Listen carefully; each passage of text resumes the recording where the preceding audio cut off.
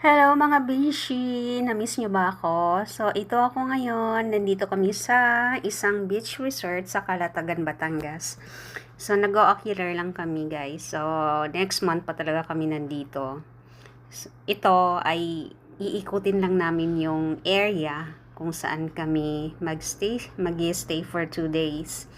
So, may mga activities dito. Maraming activities actually na pwede namin gawin. So, sa ngayon, tinitingnan lang namin siya. Iikotin yung buong paligid and see what else we can do while we stay here for 2 days. So, ito yung area niya guys. I-share ko lang sa inyo. So, iikot lang kami. May e-jeepney. I don't know if it's electric jeepney or just a small jeepney. So, ito yung sasakyan namin paikot doon sa buong area. Sabi ni Kuya, this one is 24.5 hectares. So, ayan, ang daming halaman. Kahit saan ka tumingin, kaliwat kanan, 360 degrees mo yung iyong liig. So, ayan, puro halaman yung makikita mo. Iba't ibang klase, iba't ibang kulay, lalo na yung bougainvilleas. Oh my God, meron din siyang naging puno na sa sobrang laki niya. Siguro matanda na yung puno na yun. So, sobrang laki talaga at ang lawak ng lugar. So, mabubusog talaga yung mga mata mo kung pag mahilig ka sa halaman. So, halaman pa lang to guys tsaka yung pwede naming gawin. So, ikot ka, may dito, may mga activities, yung beach volleyball, we can do snorkeling, we can do boating, merong motorboat, may speedboat, tapos meron ding jet ski, may banana boat, ano pa ba? Meron din silang ATV, maliban dun sa yung boating. So, you can do swimming sa pool, tapos meron din silang restaurant, may massage, ang daming pwedeng gawin. Tapos may garden din silang pwede mong ikutin. Itong pinapakita ko sa inyo is dadaanan lang namin papunta sa kabila, papunta dun sa kung saan magbo-boating. So, ayan to yung mga halaman nyo. So, sobrang grabe. Ang gaganda. Tapos, lalo na ngayon, in full bloom, yung mga bougainvilleas. So, ito guys, patikim lang talaga. Patikim. Ikot lang kami. As in, binusog lang namin yung mga mata namin sa lugar. Kasi ang dami niyang bulaklak. So, iba-iba yung cottages na pwede, mga villas na pwede nyong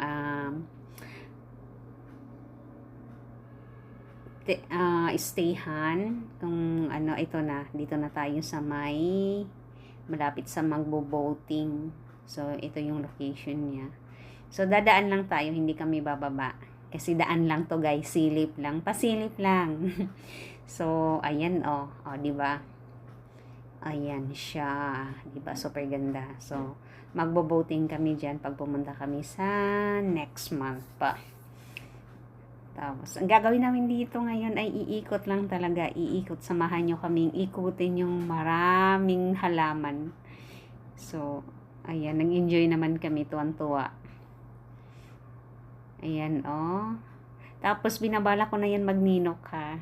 Sabi ko, magdadala na ako ng cutter. Para pag pumunta ako, magkakat ako ng pang-tanim. O, diba? Nakapag-swimming na ako, may pa ako, may halaman pa ako. Ewan ko lang kung pwede. Pwede naman siguro manghingi sa hardinero. So, tingnan mo yan, iba-ibang kulay. May pink, may fuchsia pink. Ayan, sobrang ganda niya. Gusto ko yung halaman na yan. Ang ganda ng bulaklak. Tingnan nyo. As in, kabilaan siya, guys. Sobrang gaganda. Tapos ngayon kasi in full bloom yung during summertime, in full bloom yung bougainvilleas. So, tuwan-tuwa ako kasi iba-ibang kulay. Tapos meron talaga yung ang lalaki na ng puno nila. Siguro sobrang tagal nang nakatanim. Tapos sinayaan lang talagang as in lumaki siya ng lumaki. Naging puno na siya. Tapos pag in full bloom, ang ganda tingnan. Talaga. Parang nakakawala ng pagod kagaya niyan, di ba? kaliwat kanan, sobrang daming bulaklak. So, ito ngayon yung aming iniikot lang to siya. So, matagal-tagal din to kasi ang lawak nung area. Ikaw ba naman? 24.5 hectares. So, ito ano lang, as in, it's just a glimpse of what we're going to see when we come here on next month. So, ayan yung mga bulaklak. As in, tuloy-tuloy yan. Tuloy-tuloy talaga siya. Walang parang walang katapusang halaman. Puro halaman. Siguro yung hardinero dito pagod na pagod magdilig. Lalo na ngayon summertime, mainit. O, pag rainy season, okay lang. Yung kawawa pag pag summertime kasi 'di ba sobrang init talaga. So ito, nagbabalak na may kung anong isusuot namin at ko nang dadalhin. May sombrero. Syempre, may OOTD outfit for summer sa beach. So, ayan na guys. Ang ganda talaga mag-ikot dito. So, ang dami talagang mangga. Ayan no, siguro. Namumulaklak pa lang yung iba. Ayan no, tingnan nyo. Puno na siya. Yung bougainvillea. Ang laki na niya tingnan. O, diba? Oh my gosh. Super ganda. So, ilang na yan. Yung kanina nakita ako kulay puti. Tapos, may halong pink. Tapos, yan naman is pink na pink talaga. Ang ganda niya. Mga puno na siya. Ganun talaga pala pag pag matagal, tumatanda na yung bougainvillea. As in, magiging parang puno siya. Hindi lang siya yung parang vine na nasa baba lang. Tingnan mo, oh. Ang dami ring mangga tsaka Indian mango. So, pagdaan namin kanina sa guard, nagbibenta sila ng Indian mango. So, mamaya pagbalik namin, bibili kami. Dalhin namin pa uwi. So, sabi ko, next month, since may mga namumulaklak ng mangga, may makukuha pa kaming mangga. May mabibili pa kami. Masarap din siya habang naliligo sa dagat. May mga fresh fruits. So, ito yung ATV na pwedeng rentahan. One of the activities na pwedeng gawin dito sa resort. So, ayan siya. Ang dami siyang pag by group kayo na pupunta, at least siguro magkakasya naman. Tapos pwede rin naman may back ride yung yung sa ATV. So siguro ganun din sa speedboat, no? Not the speedboat, sa jet ski. Kasi may jet ski din sila. Pwede siguro magkano ba? 5 for 1 hour siguro. 5 yung rent. Ayan, pero mag-i-enjoy naman sigurado. Halaman dito, halaman doon talaga siya. Tapos meron pa yung mga iba-ibang villas na pwedeng yung tuluyan pag nandito kayo. So ito yung pinakagusto ko sa lahat, yung malapuno na halamang mga bougainvillea. So hindi ka talaga magsasawang tingnan pag ganyan yung makikita mo. As in, may maraming bulaklak sa paligid.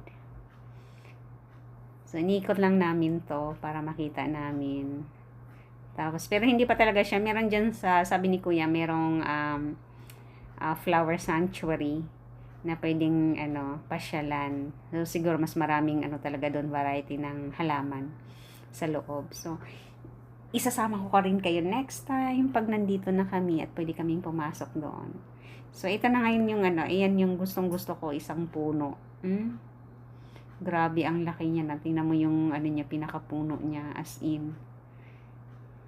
Di ko akalain na ganun, pag tumanda yung bougainvillea, ganun na siya, nagiging puno. Ayan, oh.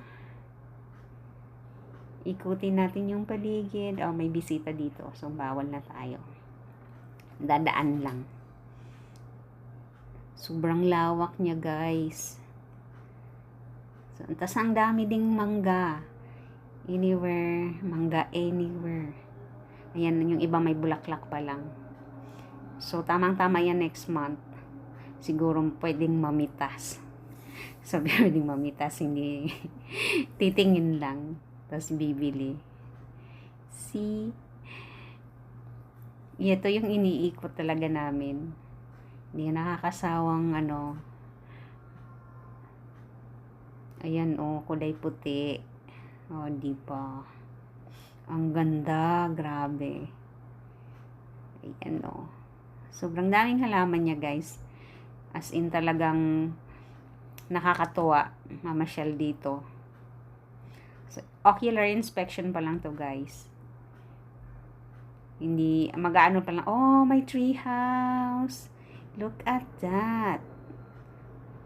May guest daw sa tree house, so bawal, bawal pasyalan kasi may bisita. So, hanggang tingin lang muna tayo. Tingnan nyo. Sa kabila din yan. Dalawang tree house yan. Oh. Tapos may, ayan, may park for the kids if you want to play. If you have kids with you. Tapos ang lawak ng beach resort na to, guys. Yung sa buhanginan. Pwede kayong mag-camping din. So, ito siya. Ayan, mga halaman. Oh, ang ganda ng tree house. So, pag gusto nyo yung solo kayong dalawa lang ng ano mo, BF mo, o ng jowa mo, ayan. Napaka-romantic nung dating, no? Para kayong si Tarzan and Jane. So, iikutin lang natin to. Yan. O, diba? Ang daming halaman. So, ang dami, iba-ibang kulay talaga.